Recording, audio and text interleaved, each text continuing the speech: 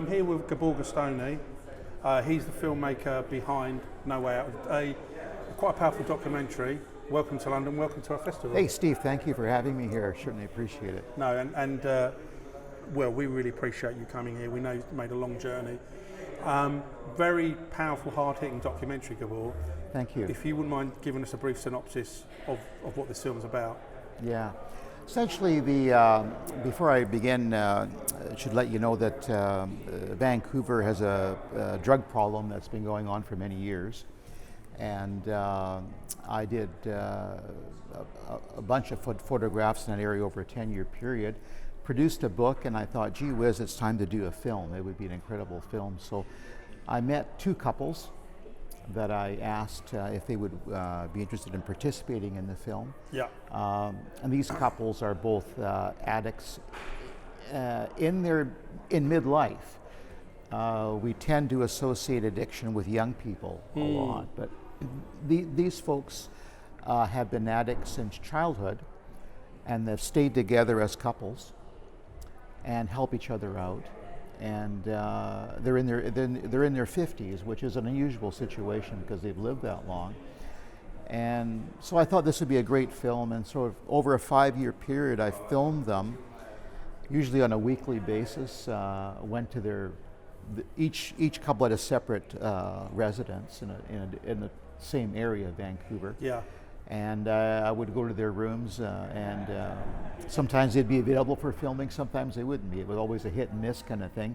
But over a 5-year period, we followed their lives and essentially allowed them to tell their story. And that was what I was focusing on. I wasn't wanting to influence what they said. I was wanting them to tell their stories by themselves. Yeah, as it happened. Yeah. And we mentioned just before the interview started, I'm only being honest, it's quite profound in the sense of it's obviously a documentary, so it's real.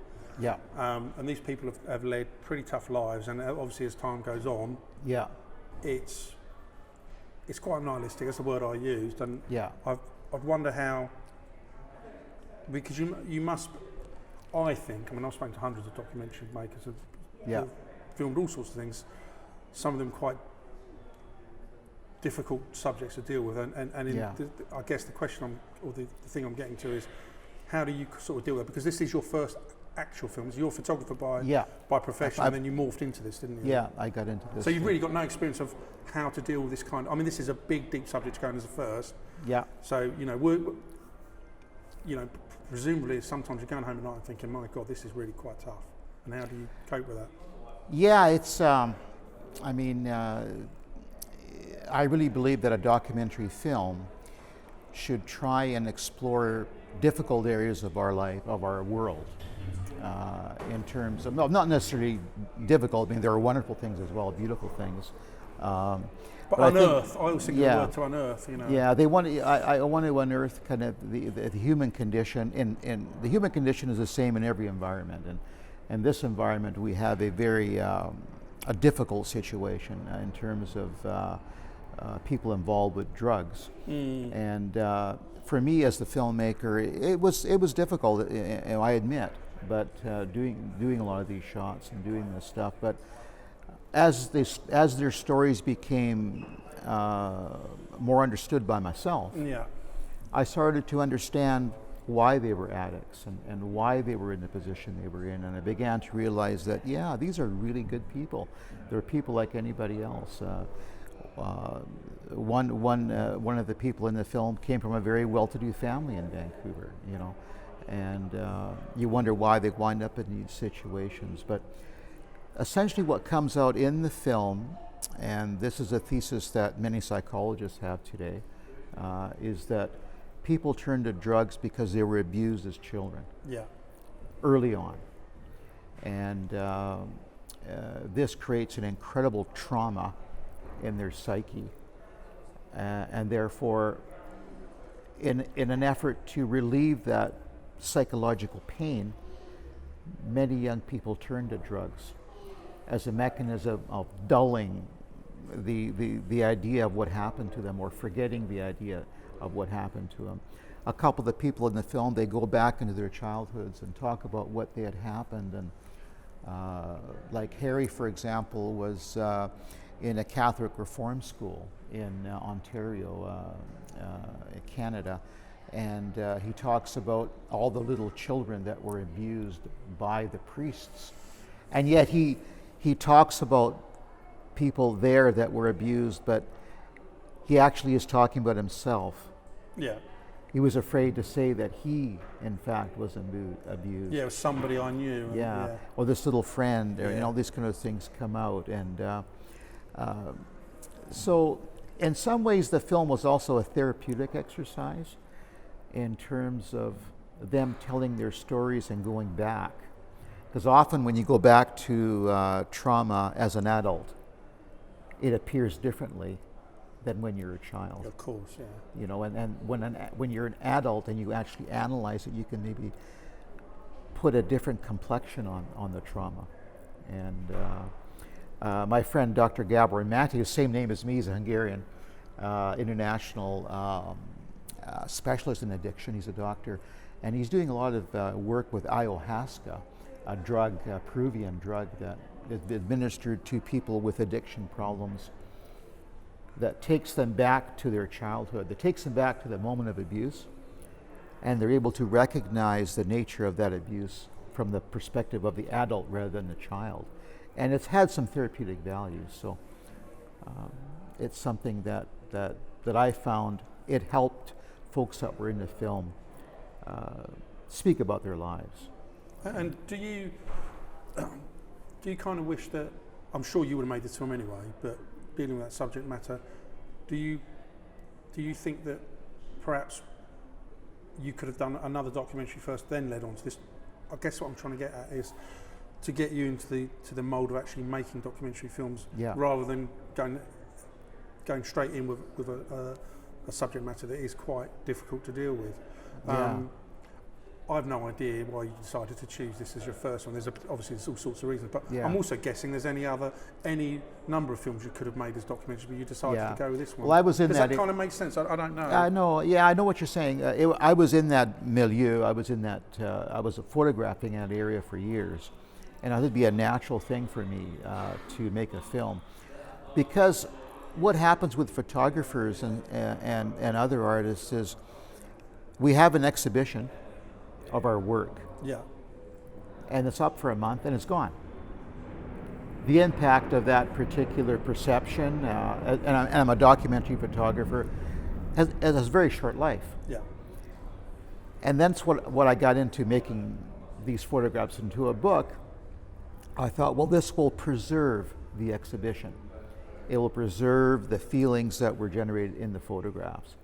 And I think that this documentary film is just an extension of that. Yeah, it's there forever. I hope to have it as a record and as a description of the lives of these people that would have never been spoken to in our society. These are people that people tend to walk away from. Their stories are almost all unheard of.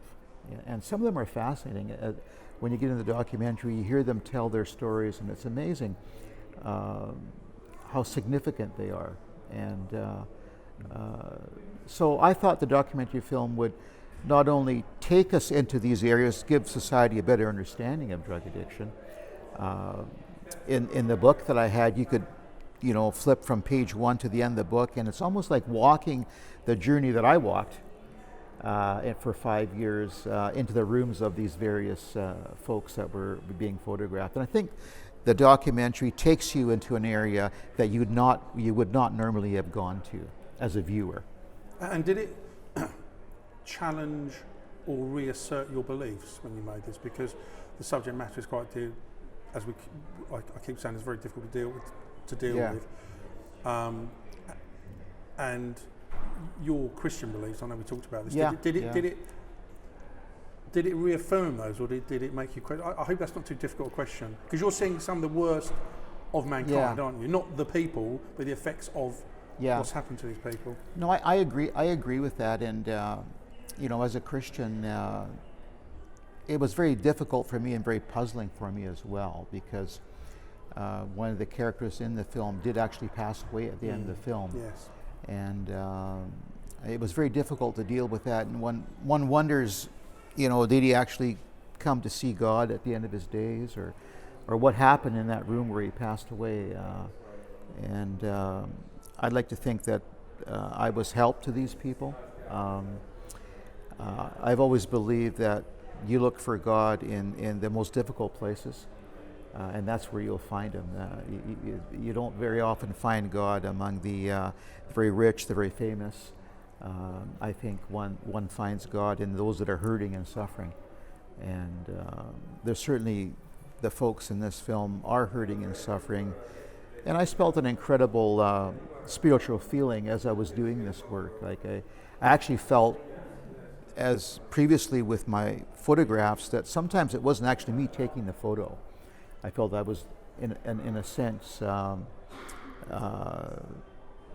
being influenced by another power or another sense of being.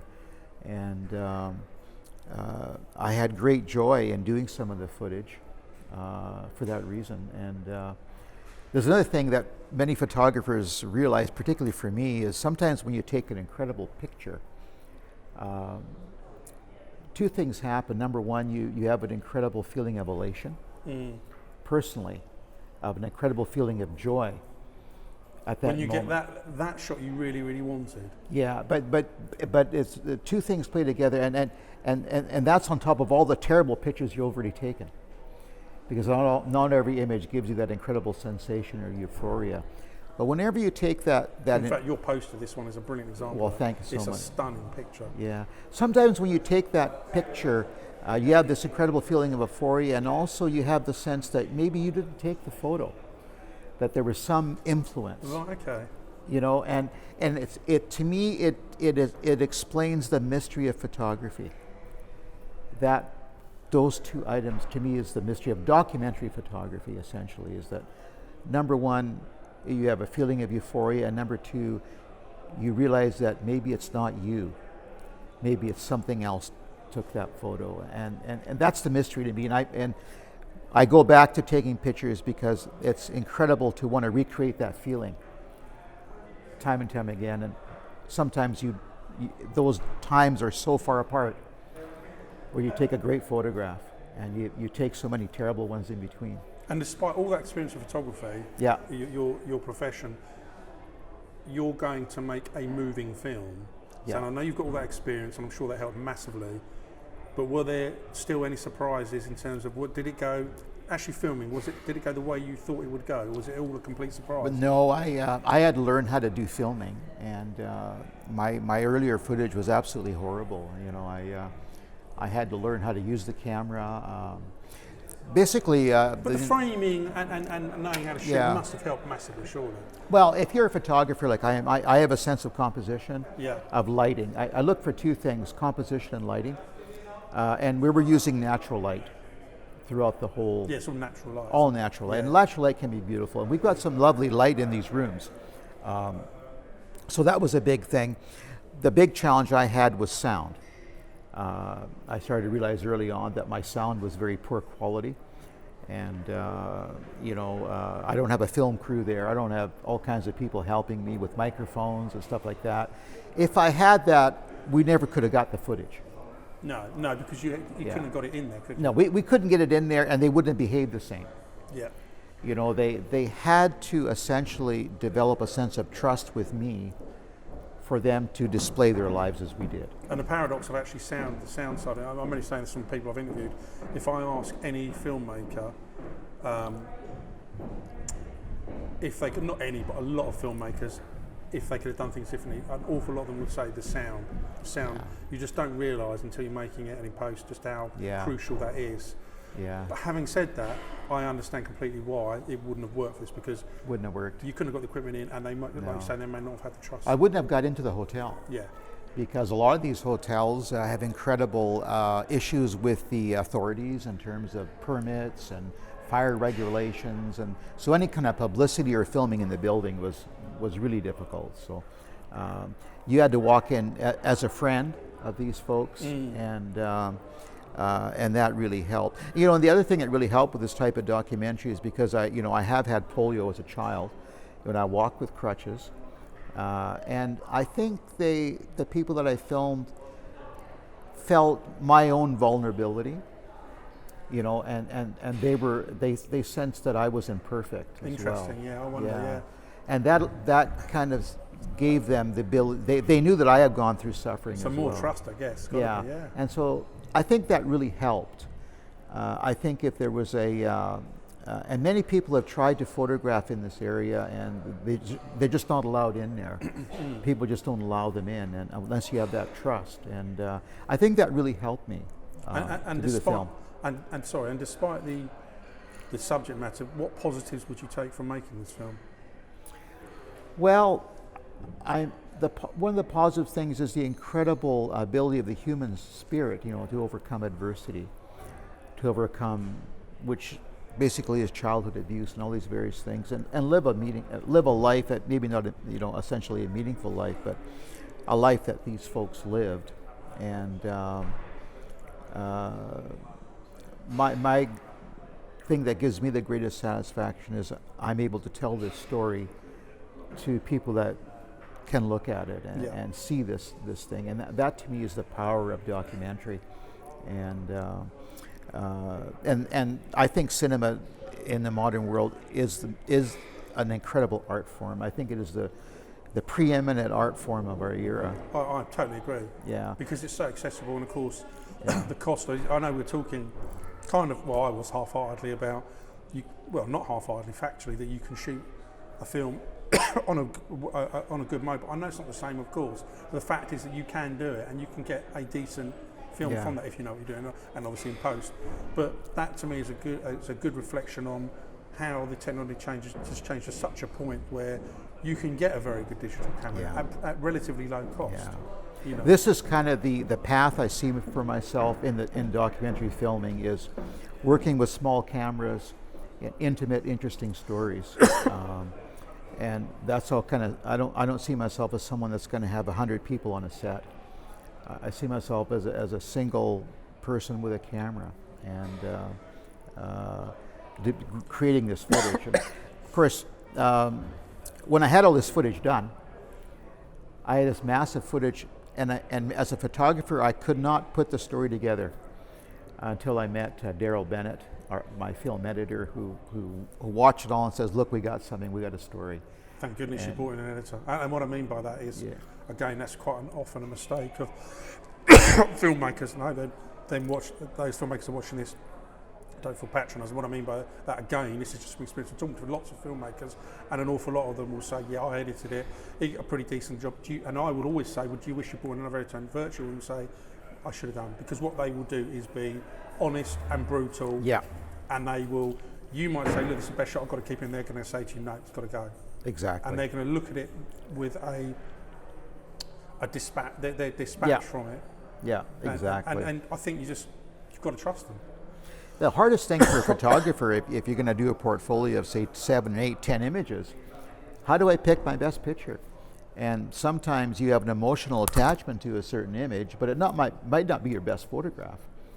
And the same applies to footage. Like you've got certain scenes that you think are so important, and yet the editor says, "Well, gee whiz, it's a great shot, it's a great thing, but it doesn't add to the story." And we're making stories. And Daryl said quite wisely, he says, lots of times you have to throw a lot of your golden nuggets out the window. He just did a great job editing, and not only that, but he composed all the music for it. So it's really a fantastic to have that music and that sound behind the whole film. So. And what about the research? Because typically, when I'm speaking to documentary filmmakers, they would say anything from 6 months to 5 years to research. Yeah. And what kind of research did you do, and how long did that take before you started shooting the film? I didn't really do anything other than I'd already had 5 years experience photographing it, so I was very familiar with the area. You're familiar with the subject? Very familiar with the area. Yeah.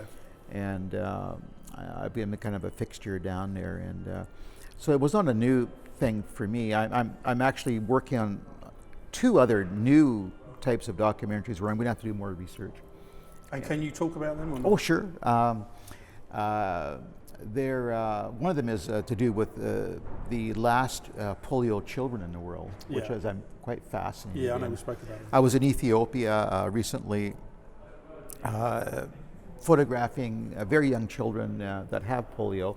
Like many people think polio was gone in the world, and essentially it is. It's almost eradicated, but there are many young children over the last 15 or 20 years that have contracted the illness, and I have to live with it. And That's what, to be fair, that's what a lot of us have forgotten. It's Yeah. very easy to say, okay, disease X, Y, Z has been eradicated, but what you're forgetting is the last generations that still have it and are growing up now. Oh yeah. Like in 1988, there were 400,000 cases of polio in the world, and that's not maybe 30, 40 years ago, but in 1990 there were 200,000. Yeah. So there was 200,000 people born in 1990 that had polio around the world, Yeah. or that we know of. Yeah, There yeah. might be more. Yeah. And so all these are young people that are facing these enormous challenges, and I think there's a story in that in terms of how young polio people develop and how they survive in the third world, Yeah. because that's essentially where we're looking at. I'm looking at India, Pakistan, Nigeria, Ethiopia, all these places where they have these very young children. There were people getting polio 2-3 years ago that are 4 or 5 years old, little children, and I want to photograph them in terms of a documentary, and also going into their homes with their parents and just seeing how they survive. Because in Ethiopia, for example, if you have a child with polio in your family, it's considered a curse on the family. Mm-hmm. So these are some very difficult issues, and I think a documentary would help these children and also help the societies in which they're trying to grow up in, you know. And did you say there's a second film you're looking at? The other one is we have a very unusual town in Canada, in my province of British Columbia, called Headley. Again, I think we've spoken about this. Yeah, but it's a very small town, and This is fascinating as well. Actually. Yeah, they had the most number of casualties per capita in World War I. There was a mining town, and they had many, and these are all essentially British immigrants came to Headley at the turn of the century and so on, and began mining careers there. And as the city developed, the mine stopped, and it became a home for eccentric type people. Many people come there because the housing is very inexpensive, and it has no building permit. You can build anything without a permit. Is it apart from the plumbing, I think, or electrical? Well, electrical. You have to get some kind of electrical authorization, but you can build whatever you like out of apple carts or whatever. So the village is filled with these unusual structures with unusual people living in each house, and I think it'd be a fascinating story for Canada and for a very small community in Canada, which has this eccentric history, but also a very powerful history in terms of World War I and service and so on. So, we've started filming. It's going to be a difficult thing to film that story, because we have to kind of get to know these eccentric folks intimately, and sometimes they're very difficult to Again, it's trust, isn't it? to get in with, you know. Yeah, They're very independent type people. We have one house in the town that has a geodesic dome built on the top, and the dome was built with car windshields, framed together in all sorts of strange, nothing quite fits, but it's a massive geodesic dome with light coming in and whatnot, and they're all tinted by the fact that they're car windshields, so it's it's almost like a greenhouse thing, but Brilliant. so we hope to get some more information and work on that done as well. So, and just to get back to No Way Out, forgive me if I've asked this, but it'd be interesting to hear your answer on camera. Do you wish that you had gone to filming a little bit earlier in life? Is it now the right time, or is it something looking back you wish you'd have started doing, 10, 20, 30 years ago? I really do. I know it's hard because it's truth though. I mean, when you get to be my age, all of a sudden your career is not as massive as it is, ahead of you, and I probably could have done better in that sense.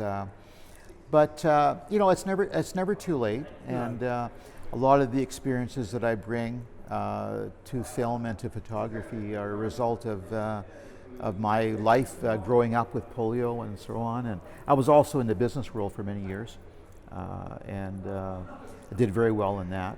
You wouldn't believe genuinely how many filmmakers I've spoken to that have gone to filmmaking later in life, Yeah, if you forgive me for saying it that way, that have been accountants, lawyers, fascinating. barristers, all sorts of things. And I said, oh, it's amazing. Why did you go?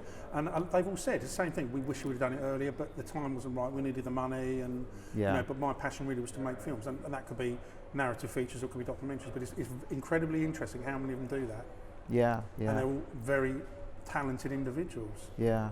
Well, I think the world is opening up to creativity. One has to realize, you know, when one's raising a family and doing all these things, one's main goal in life is to make money, to build a lasting, solid foundation for your family and whatnot. Yeah. And many times there's not time to be creative. There's not, even if you have the talent.